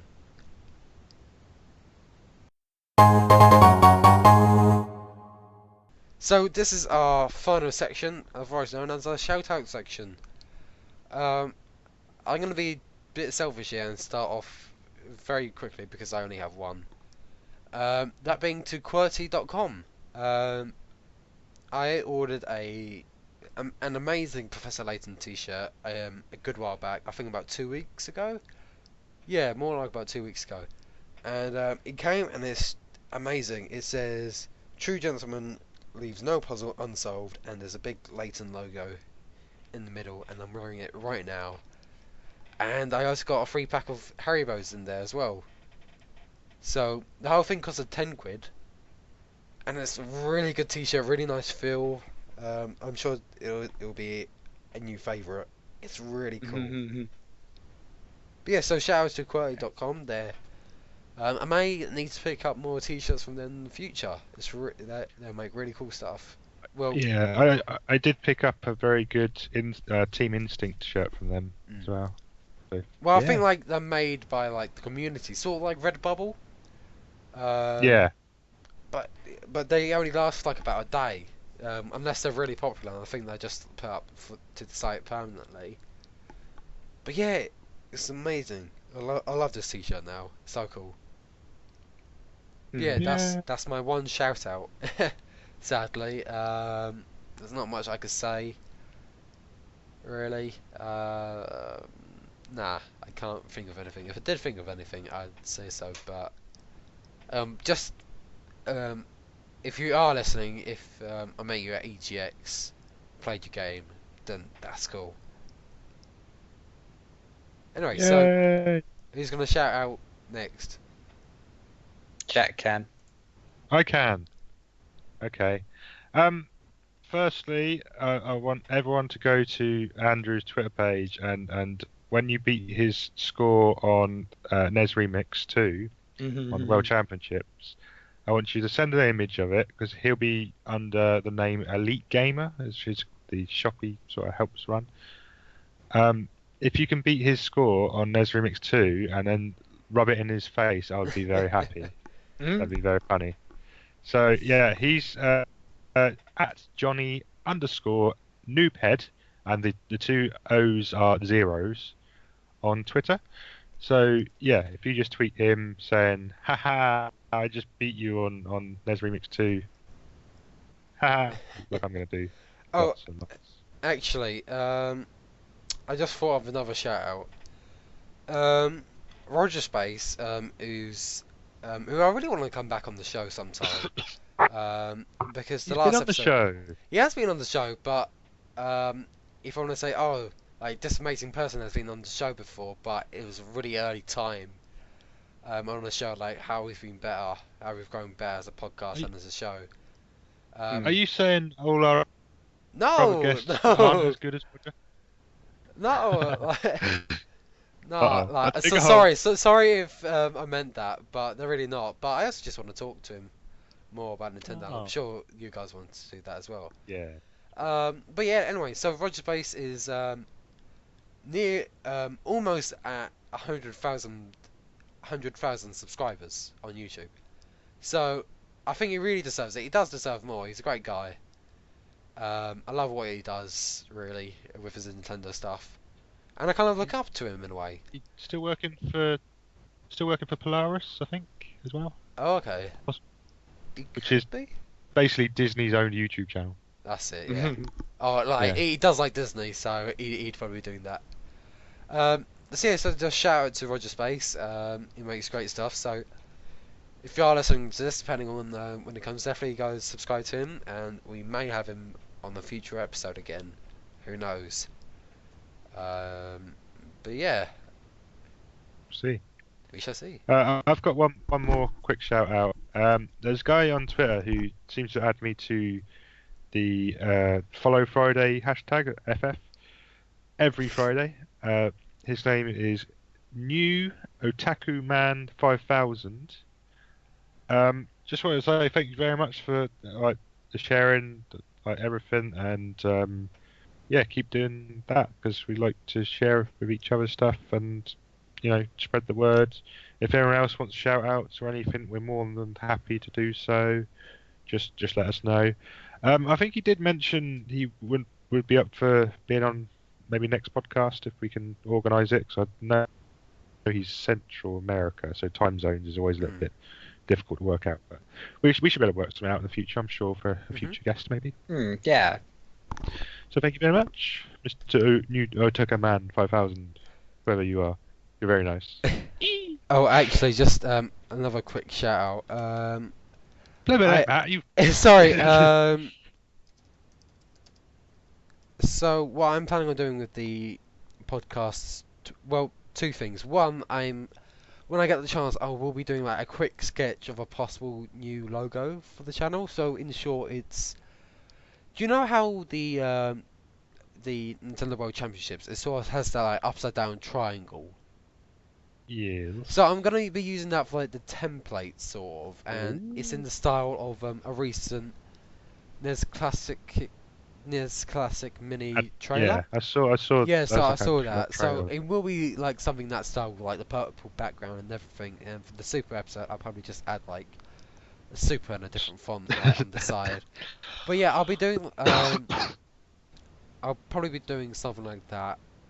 Just a quick sketch, and hopefully somebody, I think Mickey may be able to do it, I'm not too sure. But hopefully we'll be able to get something like that done. And I think because originally I wanted it to be something like the Nintendo Dads, where all of us were in like Nintendo suits. Like I would be Link, Jack, you would be Fox, and Sam, you were gonna be dressed like Lucario. Or at Princess least Peach. of course. But I think this, what I have in mind at least, is going to be more unique. So definitely keep your eyes peeled. Hopefully. And also Are you done regarding with your shout out? no, hold on. And also regarding God damn it. podcast, I will eventually do a list of basically you can view the list and then we'll view all the friends of the show. So it'll be of past guests, ourselves, and just general friends of the show like DS London and Street Pass Southampton. Although I think Jack, you run Street Pass Southampton, so. Yeah. But yeah, so definitely check that list out to keep up to date with all of our friends like Matthew Williams, Nintendo Dads, Malik, Infendo, and whatever. Trojan from Monster Hunter, Yep, that's it. Essex, and the guys from Monaghan Offline and all that jazz. You're all lovely. Yeah. Yay. So if you Sam, do your shout outs. Yeah, so Sam, your go. Sorry for waffling on. Stop making him talk. He's still waffling. Oh God! Right, I'll be quick then. Big shout out as always to Street Pass UK because it's a great way to go out, meet people, and make friends, and have fun playing games. Street Pass UK. There's a big competition on the website. Oh yes, yeah, go check out the website as always. Street Pass UK. Check out your local communities. Check out the competition Jack's just mentioned as well. Well worth it. You'll find all the details on the website. Also, more of a personal one, I hope also from Jack as well, is a big shout out to Street Pass Portsmouth as they've just had their 3rd anniversary since they first started doing Street Pass. And they had a big Mario Party tournament. Loads of games. It was a really lovely atmosphere, and just everybody came together and had loads of fun. It was really good. Big shout out to them because it was a lot to do as well, and there's some great raffle prizes and everything. I just wanted a quick shout out for them for everyone who was playing WarioWare Smooth Moves. Oh yeah, We had like a little tournament sort of thing on there, but you sort of. I don't know if you played WarioWare games, Matt, or not. I don't know if you sort of know. Every 15 levels, there's a calm down bit where you just do a nice sort of pose or silly pose, and everybody just joined in and did the pose together, even though it was just the one person playing. At one point, there was about 10 people trying to do this pose, and it was quite funny because when I was playing, there was do the splits as one of the poses, and there was just everyone just like no, just no. A couple attempted it, but nah, you're right.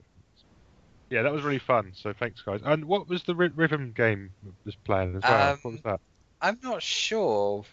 It looked like Rhythm Paradise, but I don't think it was. It was Rhythm Paradise, but I'm not sure which one it was. We were playing it out on the Wii U as well. Maybe Mega Mix. I don't know if that was out yet, or maybe one before it. But that was really fun. I don't know what that was all about, but it was really fun. So. There were some weird things in that. Very weird. There was a monkey throwing golf balls, and you had to hit the golf balls in midair in time, and it was really cool, really weird. But it was really catchy. Yeah. And with that ends our shout outs. Okay.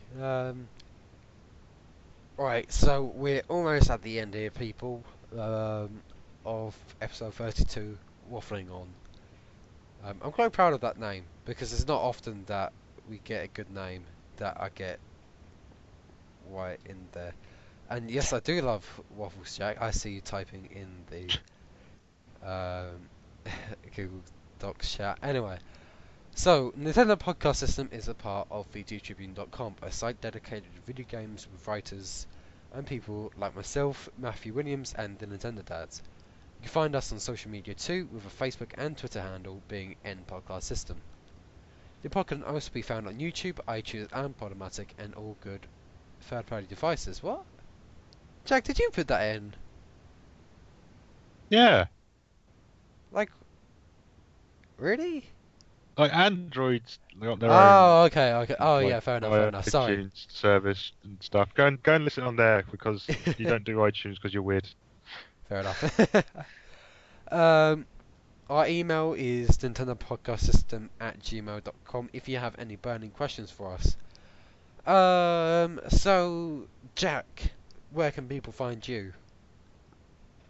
You can find me on the internet. I am at Gorny7789 on Twitter.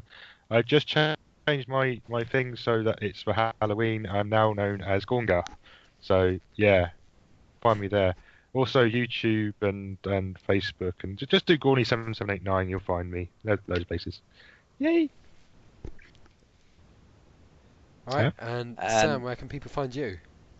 People can find me at Sam Spade _UK on Twitter, as well as at Sam Spade Gaming, which I also have on Facebook. And then there's obviously my YouTube channel, which is amazing. Please go check it out. I'd really appreciate it. It's I'm really trying to put some extra effort into the Super Mario RPG stuff. So hopefully it's a bit of a blind play. I added the saved playlists from Sam Spade Gaming to the Nintendo Podcast System YouTube channel, so you can watch it directly from there if you want to. Why not go and do it now if you're listening on YouTube, or watching on YouTube, or wherever it is on YouTube?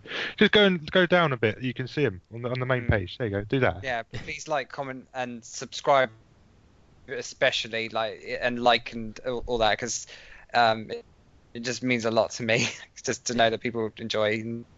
Watch and have a laugh and Matt, go watch it. No, I do, but I need to do English after this.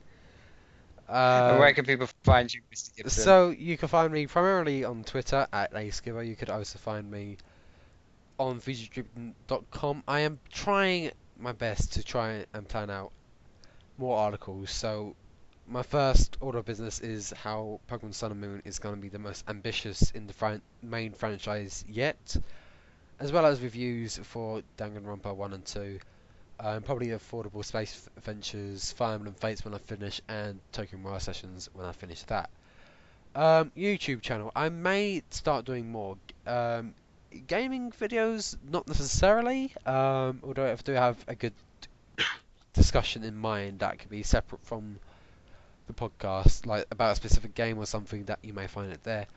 But what I am thinking about doing is because Danganronpa 3 ended, again sorry for this, but I will be doing a review the whole of Danganronpa 3, so that includes the whole of Future Side, the whole of Despair Side, as well as the episode of Hope Side, so I'll be doing my whole review on that. I predict it will be a lengthy video, but it will be going up on my own personal YouTube channel, which is AceGibo. So yeah, so keep your eyes peeled on that, and definitely just follow all of us and check out all of what we do as well. Okay, so that brings us to the, alright, hold on, just our music closing us out is the Champions theme, or should I say Cynthia's battle theme from Pokemon Diamond and Pearl, mainly because it was recently Pokemon Diamond and Pokemon Pearl version's 10th birthday, and I think I said this before, but Pokemon Diamond was my first ever Pokemon game, and I have a lot and I have a good memories of playing that game. Like I played it like 3 times in a row. I really enjoy that game. I've never played it. It's good, I like it. Well, I really like it, so I have fond memories of that. So this is why I'm choosing a track from that game, and you could hear Cynthia's battle theme right now. So, again, sorry for the sniffling, but we're about to end, so you'll not have to hear it anymore. So, thank you so much for listening to Nintendo Podcast System episode 32, Waffling On. As always, I am Matthew, and I hope you enjoyed listening, and happy gaming. Bye bye. Go follow and watch Sam's videos and stuff. Yeah. Do it.